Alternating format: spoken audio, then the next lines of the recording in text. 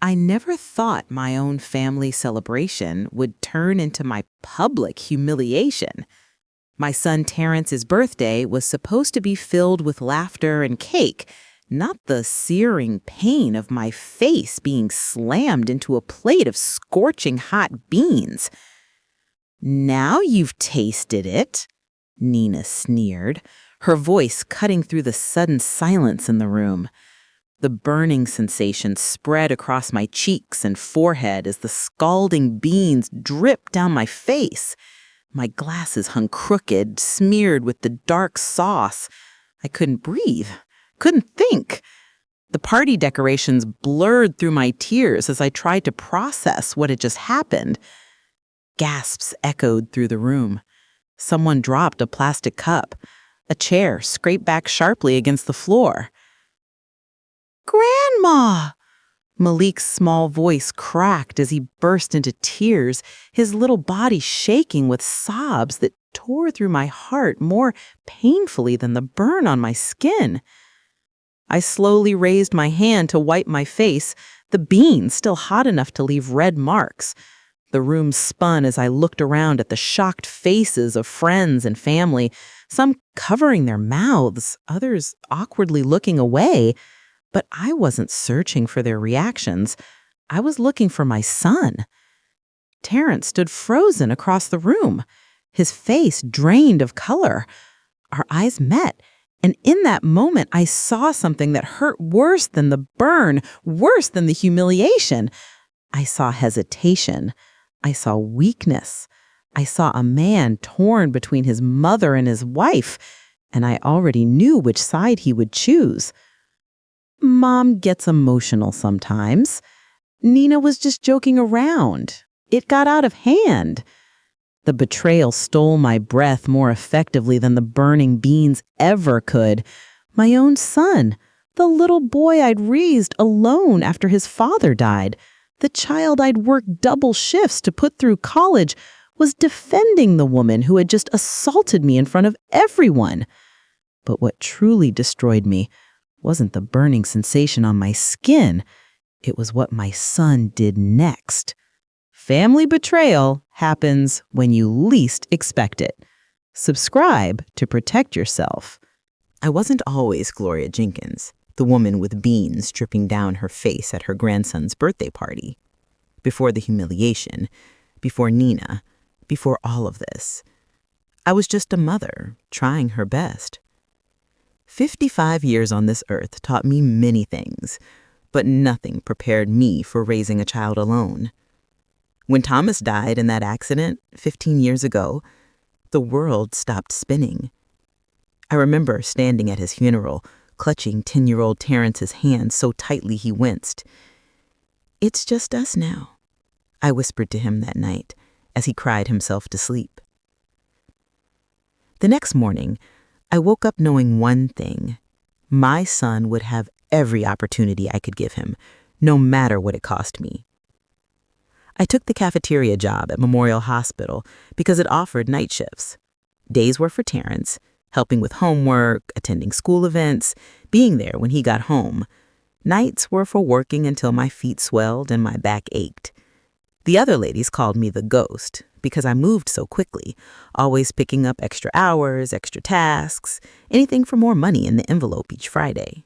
"Mom, you don't have to work so hard," Terrence would say when he found me asleep at the kitchen table, still in my uniform, bills spread around me. But I did have to. College wasn't going to pay for itself. His future wouldn't build itself. When your husband dies and leaves you with nothing but insurance that barely covered the funeral, you learn to become both parents at once. Those years shaped us. Terrence and I became a team. Every achievement of his felt like mine too. His high school graduation, his acceptance to state college, his first professional job in IT. I'd done it. I'd given my son a future despite everything fate had thrown at us. "You're my hero, Mom," he told me the day he got his diploma, hugging me so tight I felt my ribs might crack. In that moment, every double shift, every missed hour of sleep, every sacrifice was worth it. I never expected him to stay single forever. What mother does? When he first mentioned Nina, his voice changed. Lighter, hopeful. You'll love her, Mom. She's smart, ambitious, works in marketing downtown. Their courtship was a whirlwind. 6 months after they met, he brought her to Sunday dinner.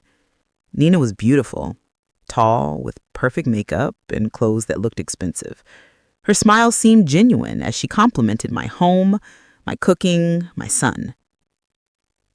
Mrs. Jenkins, Terrence tells me you raised him alone. That's incredible. I believed her admiration was real. Why wouldn't I? I wanted my son happy. The wedding was small but lovely. I cried watching them exchange vows, feeling Thomas should be beside me, witnessing our boy become a husband. Nina's parents spent lavishly, though they barely spoke to me at the reception. The changes came slowly, like a tide creeping in before you notice you're surrounded by water. First, the Sunday dinners became monthly, then whenever they could make it. Then came the excuses why I couldn't visit their new house. We're still settling in, Gloria, Nina would say. Never Mom, like I'd offered. When I did visit, I noticed how she'd watch me interact with Terrence. Her eyes followed our conversations, narrowing slightly when we laughed at old family jokes. She'd interrupt with, "Honey, didn't you need to fix that thing in the garage?" Or, "We should start dinner soon." The first time I brought over framed family photos as a housewarming gift, Nina thanked me with tight lips. Later, I noticed they never appeared on any wall or shelf. Nina just has a specific aesthetic for the house, Terrence explained. When I asked, I didn't miss how his eyes darted to the doorway, checking if she might overhear. When they announced Nina was pregnant, I thought things would improve. Surely a grandchild would bridge whatever gap had formed. I knitted blankets, bought tiny clothes, read books on modern grandparenting. Muvik's birth was beautiful and heartbreaking. Nina's mother stayed in their guest room for 3 weeks. I was allowed brief visits, always supervised, always ending with, "Malik needs to rest now." My friends noticed. "Gloria, something's not right there," my friend Dorothy said, after I was uninvited to Malik's christening because the venue had limited space. I defended Nina then. She's a new mother. She's protective. It's natural. But as months passed, the pattern became clearer. Any advice I offered was outdated. Any gift I brought was not really their style. Any time alone with my grandson was cut short. One evening, I overheard Nina on the phone while I was in their bathroom. "His mother is impossible," she hissed to someone. "Always hovering, always trying to control everything. Don't worry, I'm handling it." That night, driving home, a chill ran through me that had nothing to do with the temperature. Who was she talking to? What exactly was she handling? I never imagined that handling it would eventually mean my face in a plate of scalding beans. But looking back, the signs were always there. I just didn't want to see them.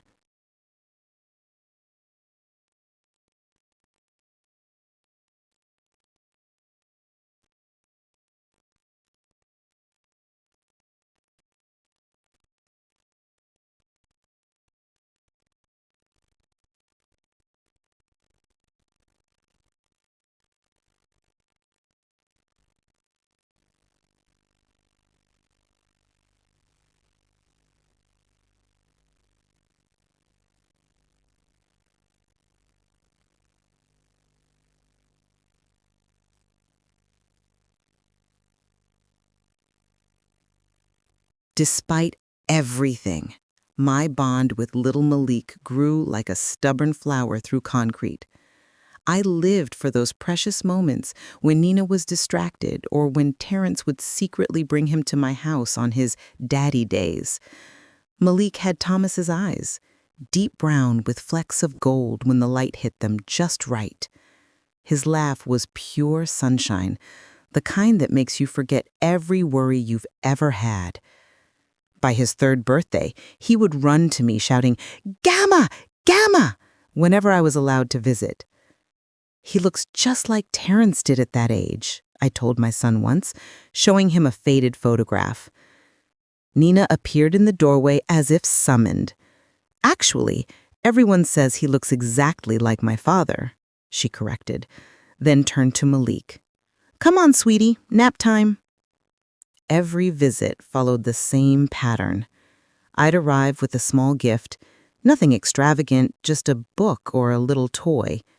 Nina would inspect it, sometimes setting it aside with a casual, "We'll see if he's interested later." She'd hover nearby during my visits, ears perked like a watchdog. If I mentioned a childhood story about Terrence, she'd interject with, "That's not how parenting works nowadays, Gloria." If I held Malik too long, she'd suddenly remember he needed a snack, a diaper change, or a nap. Once, I brought homemade baby food, pureed carrots from my garden. "Oh, we only use organic," she said, though the carrots were from my chemical-free backyard plot. "These are organic," I replied gently. Her smile tightened. "We prefer store-bought. It's safer." The invisible wall between us grew taller, thicker. Still, Malik reached for me whenever I visited, his little hands grabbing at my necklace, my earrings, my heart. When the invitation came from Malik's 5th birthday, I was genuinely surprised. It arrived by text from Terrence. "Big party for Malik next Saturday, 2 p.m. Mom, he really wants you there." I called immediately. "Of course I'll be there. What can I bring?" "Just yourself," he said, but I heard hesitation in his voice. "Terrence, will Nina be okay with me coming?" I asked directly. "It was her idea," he assured me. I didn't believe him, but I wasn't going to miss my grandson's birthday. The week before the party, I threw myself into preparations. I bought new yarn in Malik's favorite color, blue like the sky, and knitted him a sweater for the coming fall. I found a picture book about a boy and his grandmother going fishing, something we had talked about doing someday. Most importantly, I baked 2 pans of my cornbread, the recipe Thomas had loved, the one Terrence had grown up on. Comfort food, peace-offering food. The morning of the party, I stood before my closet, considering each option carefully. The green dress, not too formal, not too casual. Thomas had always said it brought out the color in my eyes. I spent extra time on my makeup, trying to cover the worry lines that had deepened over the years. In the mirror, I practiced my responses to Nina's potential comments. "Yes, the cornbread is a bit rich, but it's a special occasion." "No, I didn't mean to overstep with the gift. Of course, you know what's best for Malik." I rehearsed my smile until it looked genuine, packed the still warm cornbread into a container, and drove to their house with my heart in my throat. Their neighborhood was nicer than anything I could have provided for Terrence growing up. Manicured lawns, 2-car garages, children's bicycles that looked barely used. Their house stood at the end of the street, balloons tied to the mailbox dancing in the breeze. "You can do this," I whispered to myself. "It's for Malik." The yard was transformed into a child's dream. A bounce house wobbled in the corner, streamers hung from every possible surface, and a table piled with wrapped gifts stood near the patio. Children already raced across the grass, their shrieks of laughter floating through the air. I clutched my cornbread and gifts, took a deep breath, and stepped through the gate. Terrence spotted me first, waving from where he was setting up a piñata. His smile seemed genuine, relieved even. Malik came tearing across the lawn seconds later. "Grandma, you came!" His small arms wrapped around my legs, nearly toppling me. For a moment, everything felt right. Then I looked up and saw Nina watching from the doorway, her expression shifting from surprise to something harder as she registered the containers in her arms. I followed Malik inside, Stepping into the kitchen where Nina was stirring an enormous pot on the stove, the rich smell of beans and spices filled the air. "Gloria," she said, not looking up, "you didn't need to bring food. I told Terrence we had everything covered. I just thought it might go well with your beans."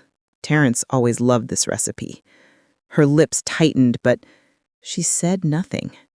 As guests arrived, I tried to make myself useful, arranging plates, helping children with drinks, complimenting the decorations, all while Nina watched me like I was a stranger who had wandered in off the street. "Grandma, look at my cake!" Malik pulled me toward a table where an elaborate superhero cake stood, impossibly detailed.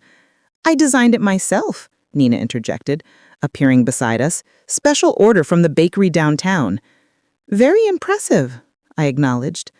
"Not like the boxed cakes from our childhood, right, Terrence?" she laughed, looping her arm through my son as he joined us. "Gloria, did you really make birthday cakes from mixes?" The comment stung. Those boxed cakes had been what I could afford, stretching my budget to add little toy cars or action figures on top. "Mom's cakes were always delicious," Terrence said, but his defense was weak, his eyes not meeting mine. The party continued, each interaction with Nina growing more pointed, more deliberate. When I helped Malik open a gift, she quickly took over. When I offered to refill the snack bowls, she said the chips were arranged specifically. When I complimented her friend's dress, she muttered, "Gloria loves anything with polyester." I swallowed each slight, smiled through each barb. For Malik, for Terrence, for the facade of family harmony. But something was building inside me, a pressure behind my eyes, a tightness in my throat. Years of dismissed gifts, limited visits, backhanded comments about my parenting, my home, my existence in their lives. Dinner was announced. The children herded toward the buffet table, laden with food. My cornbread sat untouched at the end, still in my container, while everything else had been transferred to matching serving dishes. I sat beside Malik, helping him cut his chicken, listening to his excited chatter about presents and friends. For a moment, I forgot the tension, lost in his joy. That's when Nina approached, her face fixed in that same false sweetness I'd grown to dread. "Gloria," she said, loudly enough for nearby guests to hear, "you haven't tried my beans yet?" The conversation around us dimmed. I could feel eyes turning towards us, sense the shift in the atmosphere. "Everything looks wonderful," I said carefully. "I'll try some soon." She moved closer, holding a steaming plate. "No, you should taste them now. Everyone says my recipe is special." Something in her eyes made my skin prickle with warning. This wasn't about beans. This wasn't about food at all. Do you recognize these danger signs in your own family? The moment when tension shifts from uncomfortable to dangerous. Pay attention. Your instincts are trying to protect you. I held my breath as Nina loomed over me with that steaming plate, her eyes glinting with something beyond mere dislike. This wasn't a request, it was a challenge. "I'm fine, really," I said, trying to diffuse whatever was building. "I'll get some later." "No," her voice hardened. "Everyone's been complimenting my cooking all day. I want to know what you think right now." The guests around us shifted uncomfortably. Malik looked up at me, confused by the sudden tension. "Nina, maybe now's not," Terrence began, but she cut him off with a look. "It's just a taste, Gloria. What's the problem? Don't you want to try your daughter-in-law's cooking?" Her smile never reached her eyes. I reached for the spoon, hoping to end the moment. "Of course, I'll just—" It happened so fast. Her hand shot forward, shoving my face downward as the plate rose to meet it. The impact stunned me before the pain registered. Hot beans searing my skin, sauce burning my eyes, the ceramic edge of the plate cutting into my chin. For 3 heartbeats, There was absolute silence. Then Malik's wail cut through the room like glass. "Grandma! Grandma!" I couldn't see through the beans and tears, couldn't breathe through the shock and humiliation. My nose burned from the spices, my cheeks throbbed from the heat. I felt the sauce dripping down my neck, seeping into my collar, staining the beautiful green dress I'd chosen so carefully. "Oh my God," someone whispered. "What just happened?" another voice asked. I wiped at my eyes, blinking through the sting to see Nina standing above me, arms crossed, satisfaction playing at the corners of her mouth. "Now you've tasted it," she said, loud enough for everyone to hear. I looked for Terrence, found him frozen across the room. His mouth opened, closed, opened again. His eyes darted between his wife and me, conflict written across his face. But he didn't move, didn't rush to help me, didn't confront Nina. A woman I didn't know handed me napkins. One of Malik's little friends started crying too, frightened by the adult's behavior. The beautiful party atmosphere had shattered in seconds. "Nina, that was completely unnecessary," someone said, one of her friends, I realized with surprise. "She's been criticizing my cooking since day one," Nina responded, her voice steady, as if explaining something obvious. "Always showing up with her old-fashioned recipes, implying I don't feed her precious son properly." The lies stung worse than the beans. I'd never criticized her cooking, had barely been allowed to comment on anything in their home. I struggled to my feet, dignity in tatters, but determined not to collapse. Without a word, I walked stiffly toward the hallway bathroom, feeling every eye on my retreating back, bean sauce dripping onto the pristine floor Nina was so proud of. Public humiliation can happen to anyone. The question is, do you know how to fight back when it does? The bathroom door closed behind me, and only then did I let the tears fall freely. My reflection in the mirror was a horror show, red-faced, sauce-streaked, mascara running in black rivers down my cheeks. The beautiful green dress was ruined. But it wasn't my appearance that broke me. It was the realization that my son, my Terrence, had watched his wife assault his mother and done nothing. I splashed cold water on my burning skin, wincing at the contact. What was I supposed to do now? Walk out there and pretend it didn't happen? Leave in shame? Confront Nina in front of everyone? Through the door, I could hear Terrence's voice, louder now, as he addressed the stunned guests. "Everyone, I'm really sorry about that. My mom, she's been having a hard time lately. Nina was just playing around and it got out of hand." The betrayal cut like a physical wound.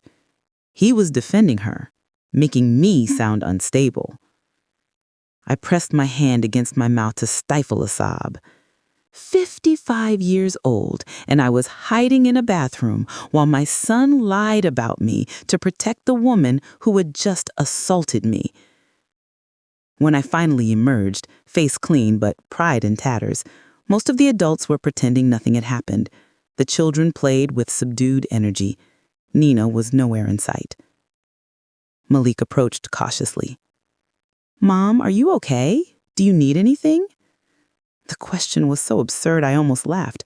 What I needed was for you to stand up for me. His face flushed. "It's complicated. Nina's been stressed with work and—" "Stop." I held up my hand. "There is no excuse for what just happened. Look, I know it seemed bad, but you two have always had this tension. Maybe if you tried harder with her." "Tried harder?" The words felt like acid. "I have done nothing but try with that woman, Terrence, for years." "Mom, please, it's Malik's birthday. Can we just get through today?" And there it was, the final insult. He wanted me to swallow this humiliation, to play along, to let Nina win. I found my purse, retrieved the gifts I'd brought. "Give these to Malik. Tell him I wasn't feeling well." "Mom, don't leave like this." Terrence lowered his voice. "People will talk." "Let them talk," I said. my voice surprisingly steady. Let them talk about how your wife assaulted your mother and you did nothing. I walked toward the front door, back straight despite the stained dress, despite the whispers. As I reached for the handle, a small voice called out, "Grandma, where are you going?" Malik ran toward me, face streaked with tears. I knelt down, my heart breaking. "Grandma needs to go home, sweetheart. I don't feel well." His small hands touched my face, where the beans had burned. "Did Mommy hurt you?" The simple truth in a child's question nearly undid me. Before I could answer, Nina appeared, scooping Malik up. "Time for cake, birthday boy. Grandma's leaving early." "No," Malik struggled in her arms. "I want Grandma to stay." "It's okay, baby. I'll see you soon." But Nina's cold eyes told me otherwise as she carried my screaming grandson away. The drive home passed in a blur of tears and disbelief. My phone remained silent that night, and the next day, and the day after that. 2 weeks stretched into an abyss of silence. No call from Terrence, no visit from Malik, nothing but the echo of Nina's triumph and my son's betrayal ringing in my ears. Don't let enablers steal your dignity. When someone shows you who they really are, believe them the first time. The silence of those 2 weeks was deafening. I wandered my empty house like a ghost, replaying that moment over and over. The burning shame, the shocked faces, Terrence's betrayal. I'd jump whenever the phone rang, hoping it was my son calling to apologize, to say he'd finally seen through Nina's behavior. But it never was. Until the 17th day after the party, when an unfamiliar number flashed on my screen. "Hello, Gloria? This is Chandra, Nina's cousin, from the party?" My heart quickened. "Yes. Hello. I've been debating whether to call you." Her voice dropped lower. "What Nina did to you was horrible, but there's something you need to know. It wasn't spontaneous." "What do you mean?" "She planned it.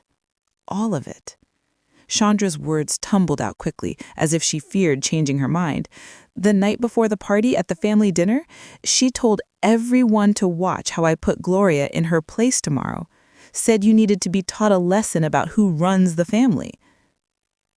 My legs gave out, and I sank onto the kitchen chair. She announced this to everyone? She was laughing about it.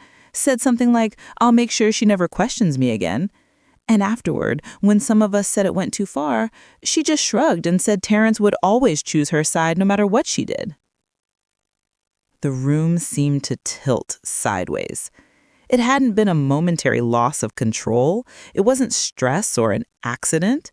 Nina had deliberately set out to humiliate me in front of everyone we knew. "Why are you telling me this?" I finally managed. "Because it's wrong," Chandra said simply. "And because I saw your face when Terrence defended her. Nobody deserves that." After hanging up, I sat motionless, Chandra's words echoing in my mind. Nina had bragged about it, planned it, and worst of all, she'd been right about Terrence choosing her. That night, something shifted inside me. The hurt transformed into determination. If Nina had planned this humiliation, what else might she be hiding? What else might Terrence be blind to? I started with a simple text to Dorothy, my oldest friend who'd attended the party. "What else did you notice about Nina that day?" Dorothy called immediately. "Gloria, thank God, I've been worried sick. That woman is dangerous." The way she looked at you after, it wasn't normal. "I need to understand what's happening in my son's life," I told her. "Will you help me?" The next morning, I drove to their neighborhood and parked a block away. Not to spy exactly, but to talk to people who might have a clearer view than mine. Mrs. Lorraine, their next-door neighbor, invited me in for coffee without hesitation. "I've been wanting to talk to you," she said, closing her front door. "Things aren't right in that house." "What do you mean?" "The fighting started about 6 months ago, loud enough that I've considered calling someone." She stirred her coffee nervously. "Last month, Terrence slept in his car for 3 nights straight, parked right there on the street." My stomach nodded. "Did you hear what they fought about?" "Money mostly, his hours at work, and—" She hesitated. "There was a man's name that kept coming up." Toxic people are always plotting their next move. The question is, will you see through the lies before it's too late? Over the next week, I pieced together fragments of my son's crumbling marriage, like a detective assembling a case. Former party guests, casual acquaintances, even parents from Malik's school shared snippets they had observed. Terrence looking exhausted at work, declining social invitations, Nina withdrawing large sums of money from their joint account without explanation, and hushed phone calls that ended abruptly when Terrence entered the room. And most disturbing, Nina frequently meeting a well-dressed man for lunch at the Hillcrest Hotel downtown. Her boss, Mrs. Lorraine confirmed, Richard something, drives a black BMW, always wears expensive suits. Too friendly for a professional relationship, if you ask me. I shouldn't have been surprised. Yet somehow discovering Nina's apparent affair felt like another body blow. Not because I cared about her faithfulness, but because Terrence deserved better. Because Malik deserved better. "You need proof," Dorothy insisted over lunch. "Terrence won't believe anything without evidence." She was right. My son had demonstrated how deeply he was under Nina's influence. Words alone wouldn't break the spell.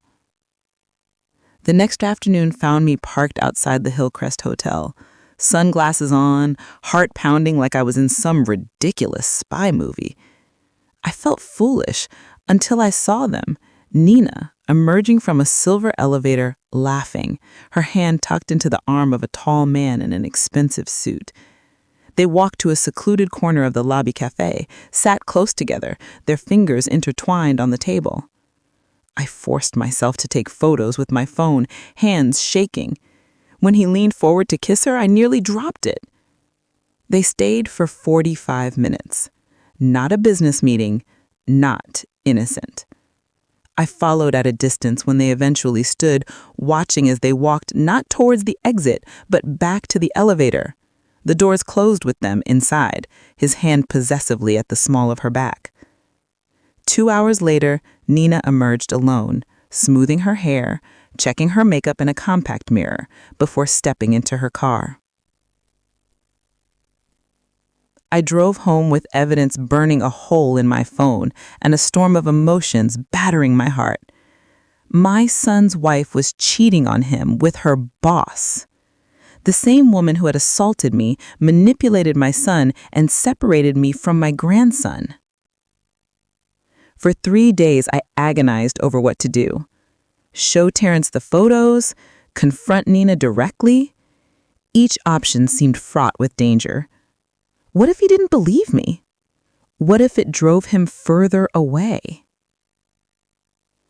On the 4th day, I made my decision. I printed the photos, wrote down everything I'd learned, and packed it all in a folder.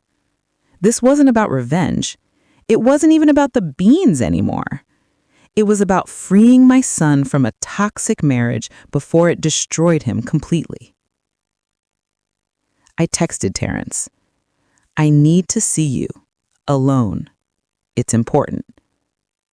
His response came hours later. "Mom, if this is about the party..." "It's not, but it is about your family. Please, son." The 3 dots appeared, disappeared, appeared again. Finally, Sunday, 2 p.m. My house. Nina's taking Malik to her parents. I clutched the phone to my chest, relief and dread mingling in equal measure. Soon I would face my son with evidence that would shatter his world, evidence that would force him to choose, once and for all, between comfortable lies and painful truth. Would you know if someone was betraying your family right under your nose? The signs are always there, if you're brave enough to see them. Sunday arrived with clear skies and a weight in my chest heavier than stone. I drove to their house, clutching the folder of evidence, rehearsing what I would say, how I would say it. This wasn't about revenge. It was about truth, about rescuing my son from a marriage built on manipulation and lies. Terrence answered the door looking like he hadn't slept in days, stubble on his chin, shadows under his eyes. The house was unnaturally quiet without Malik's laughter. "Thanks for coming," he said flatly, leading me to the kitchen table. The same table where we'd celebrated birthdays, holidays, milestones, where Nina had once presided like a queen over her domain. He poured coffee into mugs without asking if I wanted any. His hands trembled slightly. "Mom, before you start, let me speak first," I said gently. "Please." I placed the folder on the table, but didn't open it yet. "Terrence, I've discovered some things about Nina that you need to know. They'll be painful to hear, but I'm asking you to listen with an open mind." His eyes flicked to the folder, back to me. "Is this about the party? Because she's sorry about that. She planned it," I said quietly. "The beans, the humiliation. It wasn't a spontaneous outburst." His face hardened with disbelief. "What are you talking about?" "Chandra called me. Nina announced her plan to her family the night before. She told them she was going to put me in my place at the party." "That's ridiculous," he scoffed, but uncertainty flickered in his eyes. I slid Chandra's written statement across the table. "She bragged afterward that you would always take her side, no matter what she did to me." He read the paper, face paling. "Chandra could be lying. She and Nina had that fight last Christmas. There's more." I opened the folder, revealing the photos from the Hillcrest Hotel. Nina is having an affair with her boss. The silence that followed was deafening. Terrence stared at the images, Nina laughing with Richard, holding hands, entering the elevator. Her breathing became shallow, hands clenching into fists. "How did you get these?" His voice was barely audible. "That doesn't matter.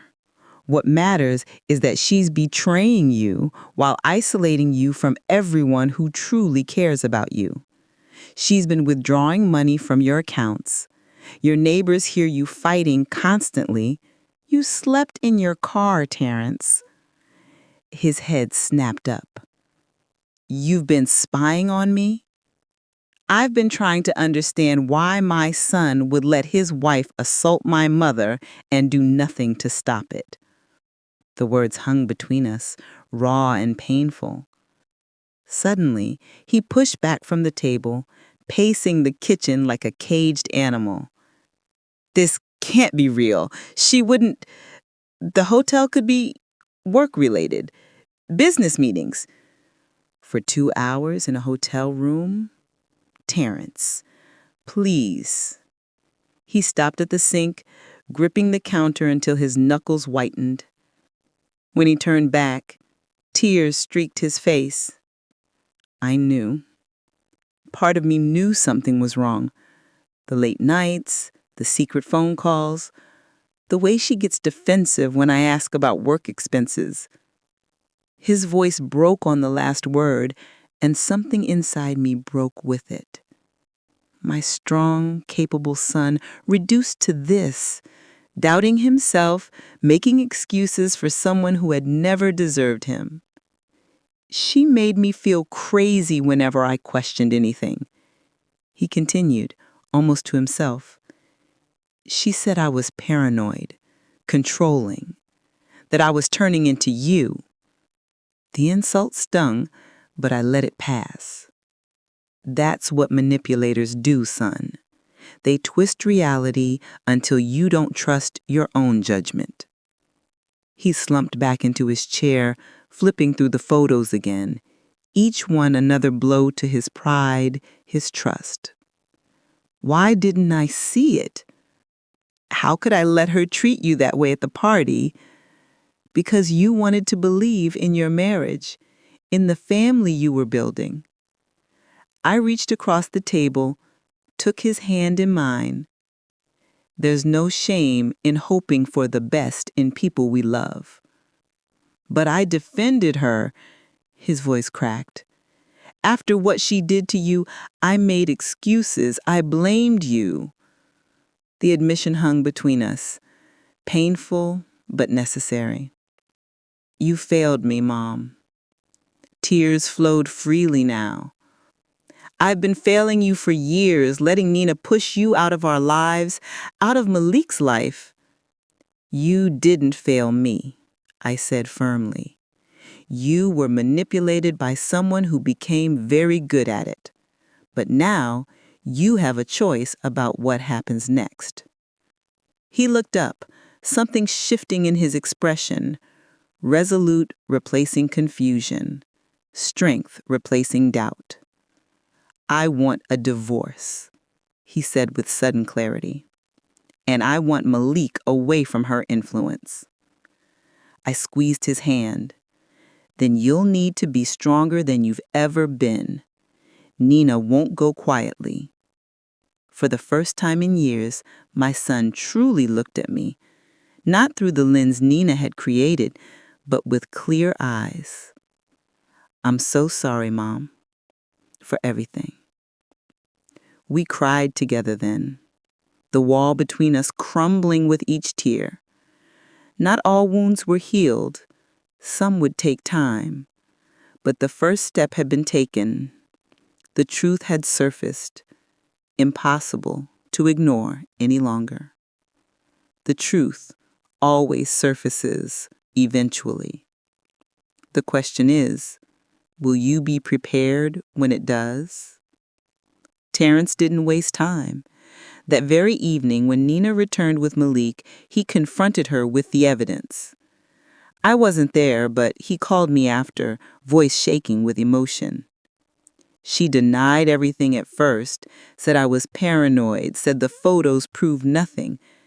Then when I showed her Chandra's statement about the beans, she just changed. How so? I asked. It was like watching a mask slip. She stopped pretending, said I was weak for caring what happened to you, that you had always tried to control our marriage, that I needed to man up and choose between my mother and my wife. And? I asked Terrence. I choose neither, he said. I choose my son and my self-respect. Nina's reaction was explosive. She smashed dishes, threatened to take Malik away, claimed Terrence would never see his son again. When that didn't work, she tried tears, claiming the affair was a mistake, that she'd felt neglected, that they could fix things in counseling. I've heard those promises before. Every time I caught her in a lie, she'd cry, say she'd change. I always believed her. And now? Now, I see the pattern. The divorce filing shocked her carefully cultivated social circle. She'd always portrayed their marriage as perfect, their life as enviable. Now friends and family were choosing sides, with more supporting Terrence than she'd expected. Her final mistake was underestimating how seriously the court would take her behavior. When she tried to gain full custody of Malik, claiming I was a negative influence. Terrence's lawyer presented testimonies from party guests who had witnessed the bean incident. Her planned assault on me became evidence of unstable behavior. Mr. Jenkins, do you believe your wife poses a risk to your child's emotional well-being? The judge asked during the custody hearing. My wife taught my son that it's acceptable to assault family members. Yes, I believe that poses a risk, Terrence answered simply. When the custody ruling favored Terrence, with Nina receiving only supervised visitation until she completed anger management classes, she finally seemed to understand the consequences of her actions. Her perfect life, the devoted husband, the beautiful home, the unquestioned authority, had crumbled beneath the weight of her own cruelty. She called last night, Terrence told me, 3 months into the divorce proceedings, crying, begging me to drop the restrictions, said Richard broke things off when the divorce got messy, said she made a terrible mistake. What did you tell her? His smile was sad but determined. Yes, she did make a terrible mistake. She mistook my kindness for weakness. The legal process dragged on with 1 year passed like a season changing. Gradually at first, then suddenly complete. Malik's 6th birthday approached, and with it came memories of scalding beans and public humiliation. But this celebration would be different. Mom, we want to have the party at your house, Terrence suggested over coffee one morning. Malik specifically requested your backyard. My heart swelled. Of course, I'd love that. The day arrived bright and clear. My backyard transformed with balloons and streamers, no elaborate bounce house or professionally designed cake, just homemade decorations, simple games, and the sound of children's laughter. I stood in my kitchen, sliding 2 pans of cornbread from the oven, when I felt arms wrap around my waist. It smells like when I was little, Terrence said, resting his chin on my shoulder. Some traditions are worth keeping, I replied, patting his hand. The contrast between this birthday and the last couldn't have been more stark. Where there had been tension, now there was ease. Where there had been careful monitoring of every interaction, now there was freedom. Malik ran between guests, his face alight with joy, no longer the uncertain child who sensed conflict around every corner. During the cake cutting, Terrence clinked his fork against his glass, drawing everyone's attention. I want to thank you all for coming today, he began, voice steady. This past year hasn't been easy for our family, but it's been necessary. Malik and I are building a new life based on truth and respect. He looked directly at me, and I'm grateful every day for my mother, who had the courage to show me what real love looks like, even when it was painful. Tears pricked my eyes as applause filled the yard. Later, as guests departed and Malik played with his new toys, Terrence and I sat on the porch swing, watching the sunset paint the sky in hues of orange and pink. I heard Nina move to Philadelphia, he said quietly. Got a small job with a smaller firm. How do you feel about that? He considered the question carefully. Relieved, mostly. The distance makes the custody arrangements more complicated, but it's healthier for all of us. Her anger management classes seem to be helping. She's less volatile during handoffs. And Malik? He misses her, of course, but he doesn't walk on eggshells anymore. Doesn't worry about saying the wrong thing. Neither do I. He squeezed my hand. The healing hadn't come easily. There had been dark days of doubt, of Terrence questioning every decision he'd made during his marriage, nights when he'd called me, voice thick with pain, wondering how he'd been so blind, custody battles that drained him emotionally and financially. But through it all, our bond had strengthened. I'd watched my son transform from someone who avoided conflict to a man who stood firmly in his truth. I'd seen him become the father Malik deserved, present, protective, but not controlling. And I'd found my voice again, no longer silenced by fear of losing my place in my grandson's life. You know what Malik asked me yesterday? Terrence smiled. He wanted to know if we could go fishing with Grandma soon, like in that book you gave him. I'd like that very much, I said. my heart full. The road ahead wouldn't always be smooth. Nina would always be Malik's mother, a permanent connection in our lives. But the power she once held over our family had dissipated like morning mist under the sun.